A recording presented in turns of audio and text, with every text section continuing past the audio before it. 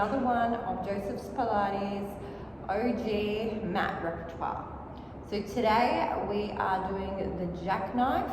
It's also known as candlestick in other varieties of sport, but for Pilates there's the specific name of jackknife. So we start in laying.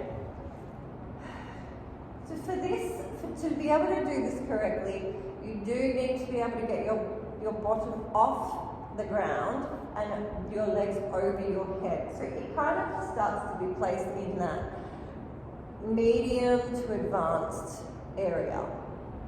Okay, so hands are down next to your body. I like to say we take our toes to the tippy toe, knees are bent, push our body over, okay?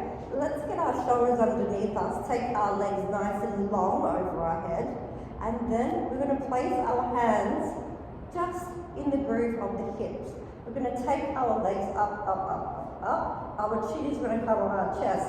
We're going to try hug our legs straight up. As you can see, my chin is really on my chest because my vocal cords are now squashed. And then just release back over our head. And up, up, up, up, up, up, up, up, up, up, up.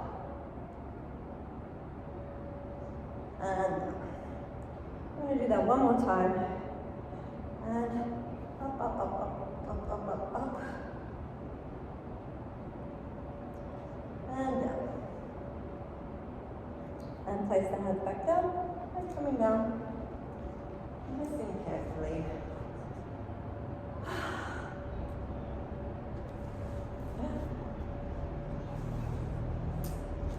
So that was jackknife. And thank you again for coming back and joining me for March Madness.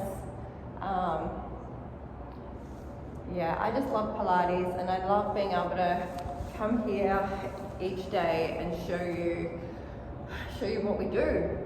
Obviously in class we do a little bit of variations of all of these exercises and modifications for the more advanced or the more beginner, and yeah, we flow from side to back, 4-point kneeling, and try and do a whole body workout within a 45-minute class for my business in particular.